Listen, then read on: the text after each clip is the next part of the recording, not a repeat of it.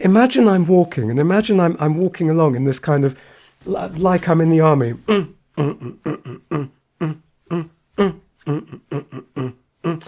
And I'm just walking along normally. Now I'm walking along really lazily.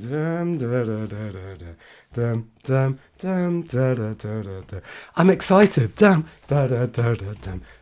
Hello, welcome to the Heart of the Piano YouTube channel. I'm Bob Rose. Welcome to another video. This video is a continuation of the most common mistakes made by non-professional pianists or amateur pianists.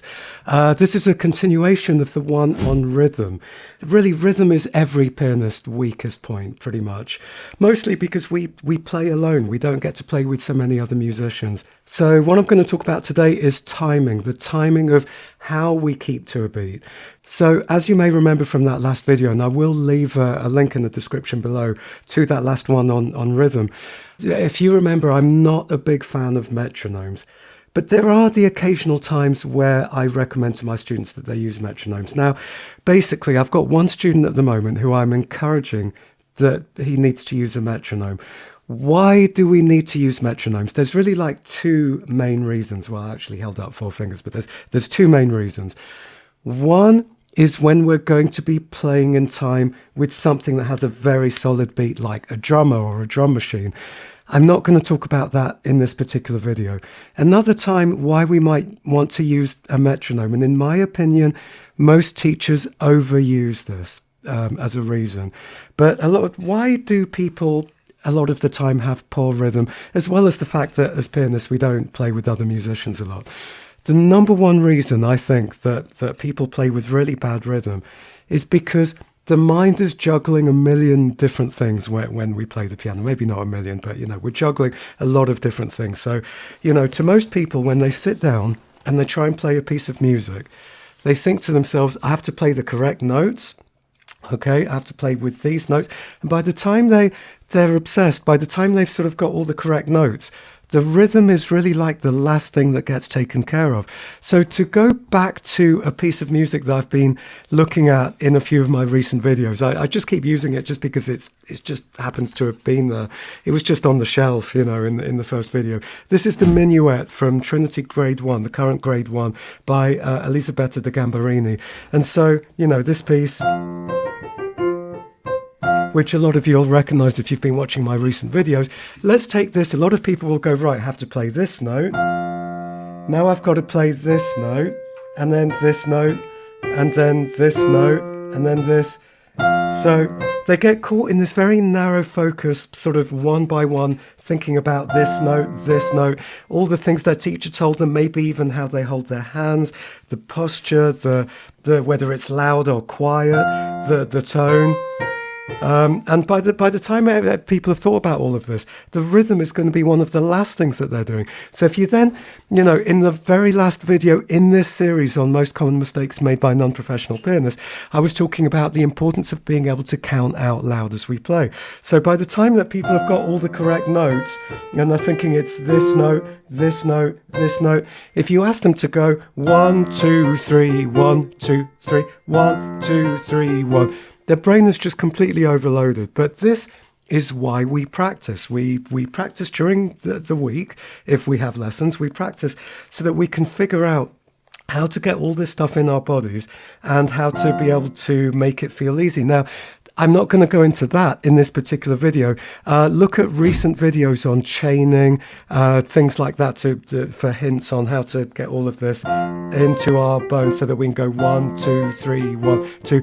But now, let's just say we've got to the point, because what this video is about is I'm going to assume that we've got to a point where we can hold a rhythm and we can go 1, 2, 3, 1, 2, 3, 1, 2, 3, 1, 2, 3, 1. But that in itself isn't enough, and that's what this video is about. We're going to be looking at conducting. I'm constantly shocked by how many of pretty much my advanced piano students who are, diploma level, very, very advanced, playing very advanced pieces, don't really know how to conduct. And I'm going to come to this in a minute. This is so important. It's not, and when I say don't know how to conduct, I don't mean like literally which directions your hands go in, but the feeling of that you bring into each beat. I'm going to come to this in a minute. But let's say that we have a metronome going, and the metronome, the recommended metronome for this piece, this person, Elisabetta de Gambrini, metronomes didn't exist in her lifetime, but somebody who edited this Trinity book recommended crotchet around about 110. So I've got an old-fashioned metronome here. And you know, what's interesting about metronomes is instantly the people hear a metronome. There's a great video floating around social media of a cat that's very curious going up to a metronome, and each time the metronome clicks, the cat is like so you know, I'll have a little clip up here for you to see that. And I think that when people play with a metronome, they're almost like this cat going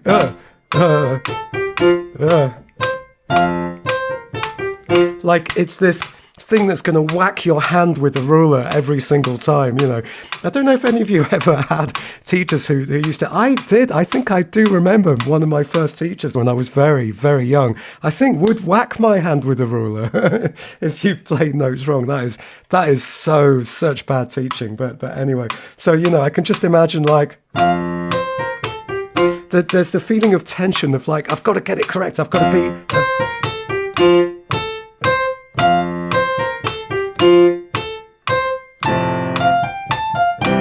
And that it basically has no feeling. And yes, you know, it can be. This is one of the main reasons why I don't recommend using metronomes. But I also think it's useful sometimes to be able to have a metronome going and be able to know how to play around with that basic pulse. So it's not just...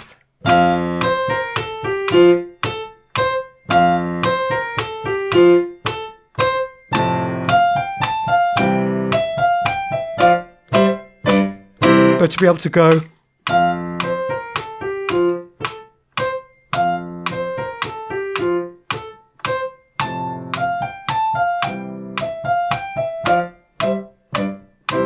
Now, did you notice that your body felt different in both ways that I was playing? And this is the important thing about rhythm. You can't just do it from your head. And this is where so many people go wrong with rhythm. I can't remember how much I spoke about this in the last video, but I want to make it absolutely clear in this video. Rhythm comes from your body. And also, essential watching to understand some of the things I'm going to be talking about in this video. 2 videos ago, I spoke in a video called This Practice Mistake Makes Piano 100 Times Harder. This is why talented pianists do not just play the correct notes. And in this video, I was talking about how important it is that whatever you're playing, you ask yourself, who is this person? It's like you tune into the character of it. That was basically what it was about. Now, if I'm playing super in time to this metronome,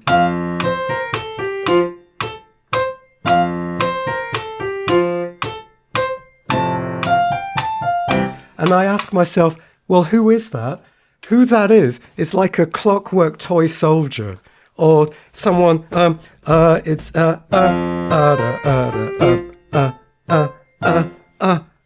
And you know, think about people who are soldiers, like an army marching. You know, sometimes I see videos of like extreme dictatorship countries, like, I don't know, off the top of my head, North Korea or something like that, where you've got all these people marching in unbelievable synchrony. They look so like and so, you know, that we can have that feeling. That could be who this person is.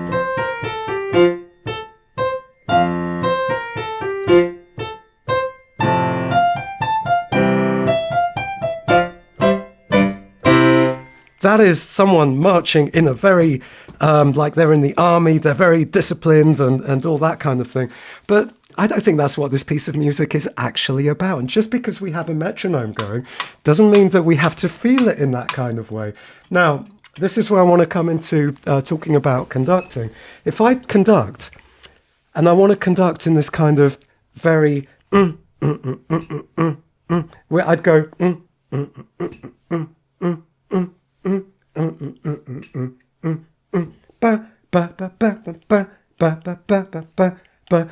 now, that means that the beats are very, very clearly defined. You absolutely know where they are.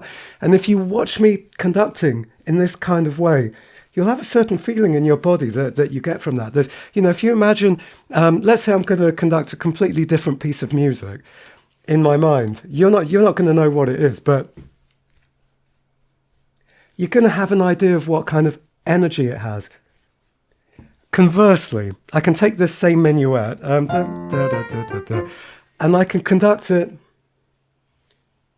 in this kind of way. Now, let me show you the difference between these two ways of conducting.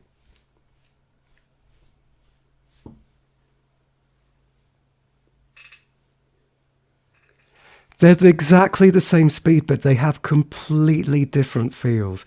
And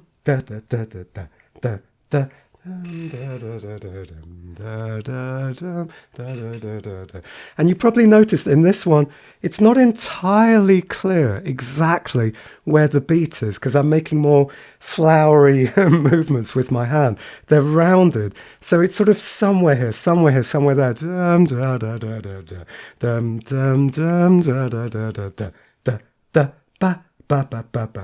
Now, just because a metronome sounds like this doesn't mean you have to play it like this. You can play it in this kind of way. Now, another analogy I want to use, and it's going to be quite difficult because I don't really have the room to walk around and show you this. I'm going to have to demonstrate this sitting down. But imagine I'm walking, and imagine I'm walking along in this kind of, like I'm in the army.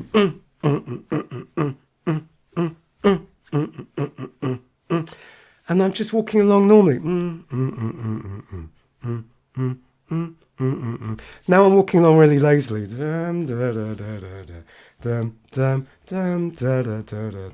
I'm excited. And excited is different to and they're very similar because excited is quite in time. Excited can be like yeah, and or dancing in a and this they have different feelings. Let me see if I can kind of demonstrate the difference between in the army and excited. So like in a very, very tightly choreographed, lots of people in the army. No, that's more excited.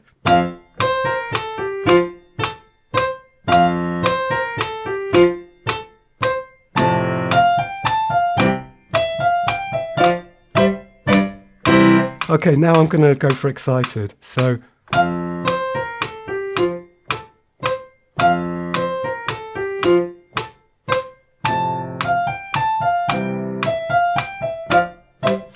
can you feel? You can feel in your bodies as I play that there is a difference, and it is useful, in my opinion, to be able to learn how to conduct. Not that I'm an amazing conductor, but so military. And excited. You can see the movements in my hand are totally different. Well, pretty different.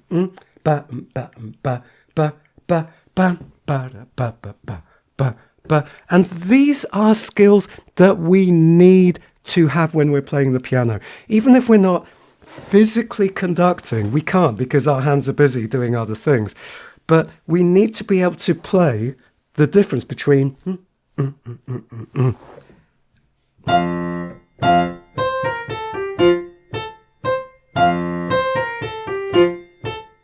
and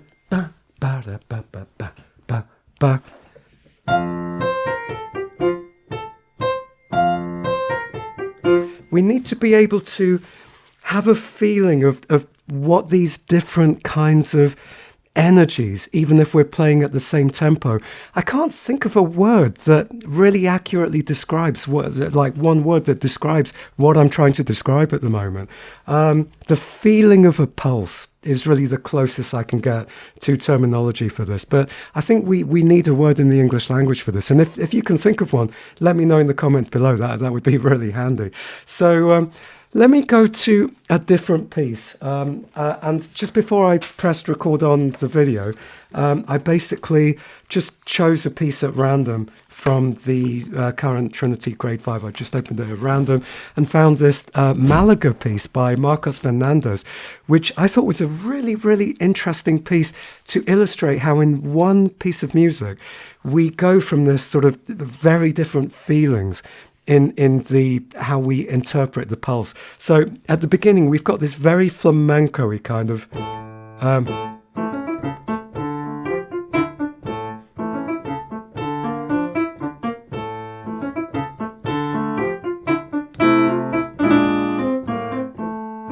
and you know, when I think of flamenco, and I've seen some amazing flamenco dancers and flamenco musicians, I've seen quite a lot. And when I think of flamenco, I mean, I'm sorry if you are a flamenco dancer, because this is gonna look ludicrous.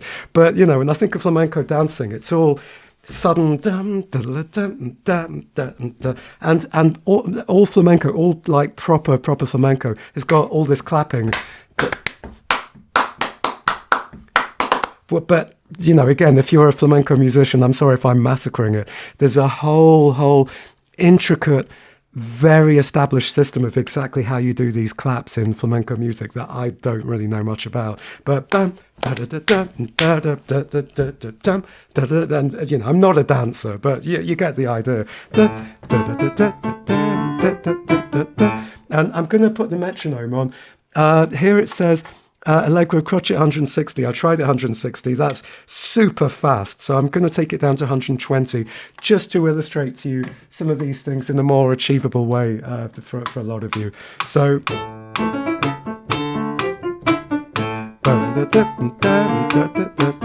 because I'm asking myself, who is this? And this is clearly a lot of flamenco. But then at the end of this, after these two lines, so we've got this introduction.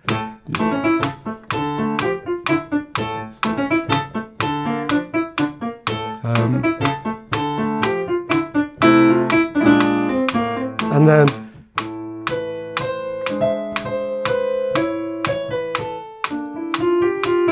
now, really, so it says espressivo, really it shouldn't be played. It needs a bit more rubato. It needs a bit more pulling the rhythm around. But I want to show you if the metronome is going, I still can sort of change the feeling of that pulse. So this espressivo,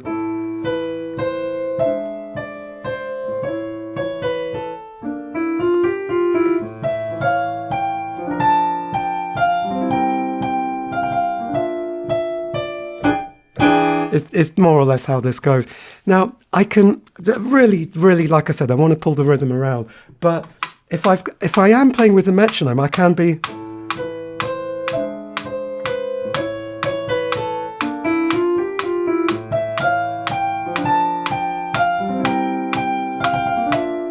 And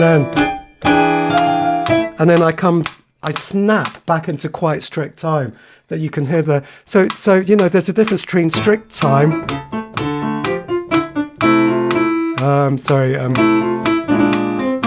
And then loose.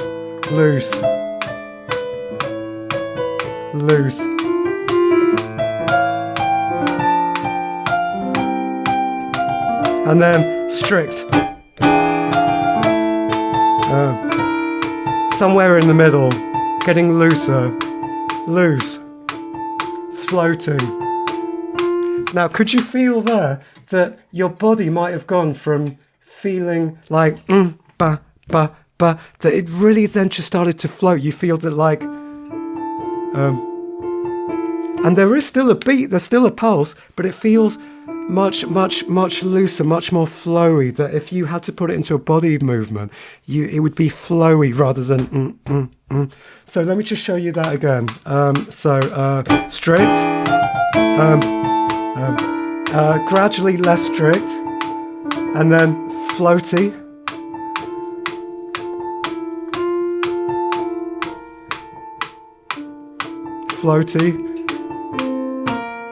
strict, and so on and so on. I'm basically completely sight reading this piece because I've not had a student who's done it. Now, it surprises me how few, even of my very advanced students, are able to have this kind of skill at their fingertips to instantly change the character and how a rhythm feels without changing the pulse. So, you know, if I was conducting this, I've chosen another piece in 3. We've got like bum, da la bum, ba, ba, ba, bum, bum, ba, la bum, bum, ba, da, ba, ba, ba, bum. And then when we go into the expressive bit, da, da, da, da, da, da, dum, da, da, da. And so this probably answers a very common question, not to do with piano, but why do orchestras need conductors? There's a lot of reasons why conductors exist, but one of them is that they're not just keeping time, they're giving a feeling into something. And, you know, there's a lot of different ways of playing the same piece. Like, let me go back to the minuet, and let's just take that back to 110. So, you know, I'm going to try and show you lots of different feelings for this. We've got excited.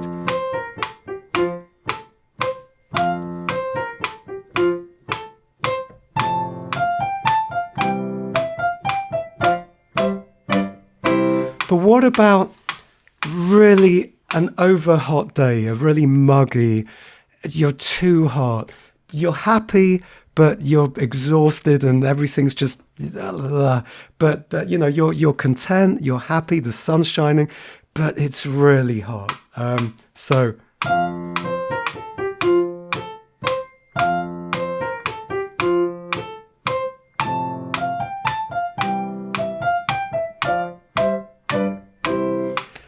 completely different. And what about lazy?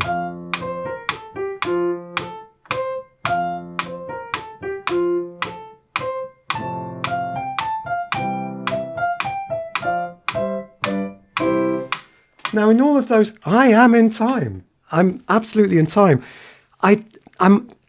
There's certain kinds of emotions, there's certain characters where you are more in time, you're really sharply in time, but you don't always have to be that sharply in time. Like,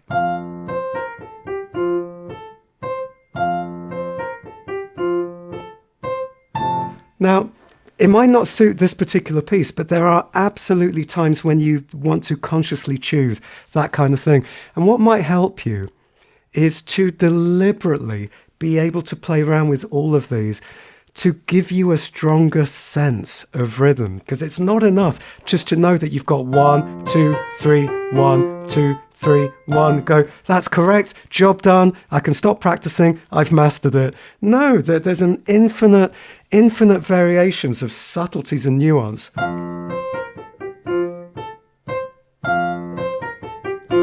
In how you pull it around, and you know, I can feel myself getting pulled down the rabbit hole of tension and release, because what I started doing there was like 1, 2, 3, 1, 2, 3, 1, 2, 3. And if you pause and wait a bit, you can increase the tension. I don't even want to go into that. And there is another video that I'll link to below where I talk about tension and release, which is basically, that is the basis of rubato and pulling rhythm around. But I'm not even talking about that in this video. I'm just talking about your basic, how you keep to a pulse. But there are times when you don't want to be playing absolutely bang in time with that pulse in your head. But anyway, let's get back to Malaga.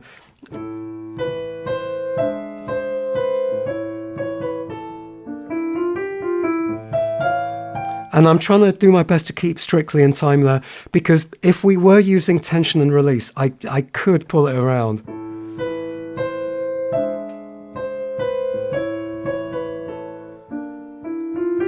But we're not doing that. We're not doing that in this lesson. We're just strictly keeping to the tempo.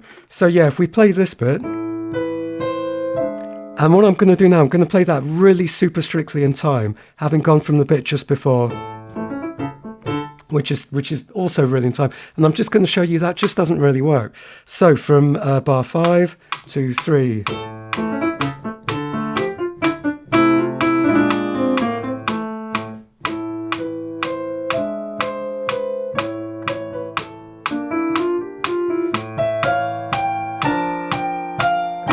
I mean, it doesn't sound too awful because it's a well-written piece of music. But now let me show you the opposite. Well, not the opposite, but I'm going to keep it strict in the introduction, and then let the rhythm be a lot looser when I come into the espressivo bit. So.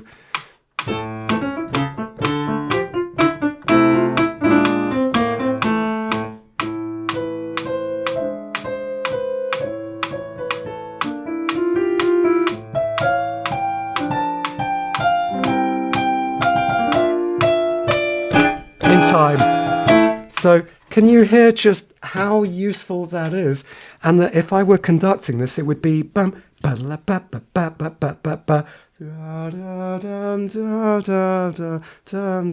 and these loose, rounded, flowery corners to the conducting mean that it doesn't matter whether you arrive precisely on that beat or not. But what is important is that I can still go 1, 2, 3, 1, 2, 3, 1, 2, 3, 1, 2, 3, 1, 2, 3, 1, 2, 3, 1, 2, 3, 1, 2, 3, 1, 2, 3, 1, 2, 3, 1, 2, 3, 1, 2, 3, 1, and so on and so on.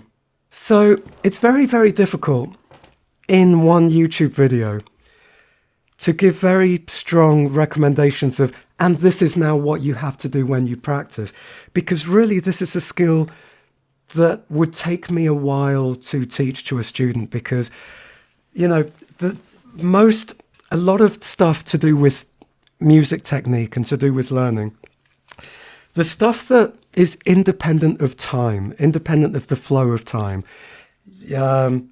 you play this note here, you have this kind of posture, you have this kind of movement in your fingers. You can isolate it from the flow of time. But when you've got rhythm, you have to be able to flow along with that river, with that current. You've got to flow along with it and do the stuff within that current, which means that the way that so many students are using their left brain hemispheres, you know, the very like isolate one thing at a time, this note, this note, this note, that will not work for something where you have to be in the flow of it. You've got to be able to be 1, 2, 1, 2, and you've got to be in that groove, in the groove of the 1, 2, 3, 1, 2. They're different kinds of grooves.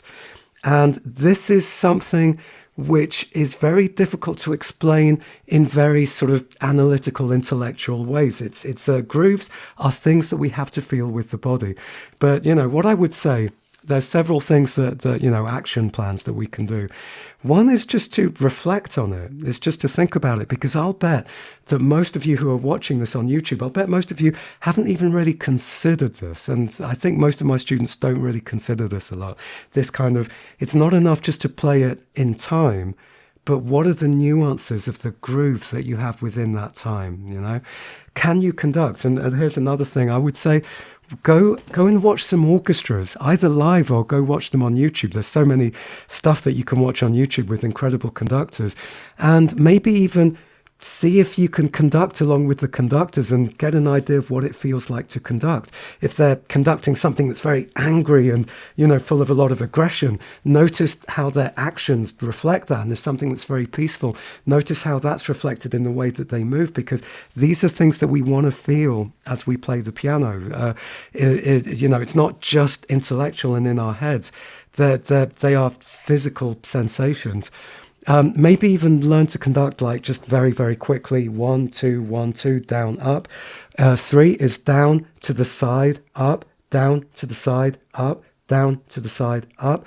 In 4 is down, inside, outside, up, down, inside, outside, up, down, inside, outside, up. And the reason why those two are different is that if you're conducting, if you're in an orchestra and you see someone go down and then out, well, you know that you're in 3. If you see someone go down and then in, you know you're not in 3, you're going to be in 4. And by the way, just as a small thing, please, if you're watching classical music, please, if it's just in the audience watching it, please do not start conducting. Because speaking as someone who, perhaps it's because I used to play viola semi-professionally, and when I've spoken to other violinists about this, they've sort of said similar things. I'm thinking of, and you know, I apologize if you ever watch this, because you know you know, you can't really help this. You weren't to know. But if somebody, anybody in an audience is visually conducting something while I'm in the middle of watching somebody else conduct or somebody else play, it's like I can't help but hear that, like the visual thing of how someone is conducting is something I hear and feel. And to me, that would be almost as if you went to a concert and just started singing and making a load of noise. So someone who's conducting or watching something, I find incredibly off-putting. When I've spoken to, there's another violinist who I mentioned this to, and she was like, "Oh my God, how rude, how selfish, how," and actually I was saying, no, I don't think they were doing it on purpose. They just didn't realize how annoying that can be. Anyway, just as a, you know, quick diatribe. But please do feel free to experiment with conducting at home in your own space, because it is important that we can feel the difference between all these different ways of conducting and be able to put that into our own playing. And, you know, if you are using a metronome, please bear in mind, don't be like the cat every time it clicks going, oh, no, but that you can actually breathe and be quite loose. You can have a metronome going like this, but conduct in this kind of way along to it. And imagine this kind of la da da da da da, as well as ba ba ba ba. You know, don't just treat the metronome as if it's like an army. So, anyway, I hope you enjoyed that. And if you did enjoy that, please do take the time to like and subscribe and click on the bell icon if you want to know about future videos that are coming up. I've got some really, really good videos coming up. I do still have spaces for online teaching. If you're interested in being a student, do get in touch. There's going to be details below how to contact me. And thanks for watching. Go do some practice or go watch more of my videos. There's a link here to some more of my videos in this series. Take care. Goodbye.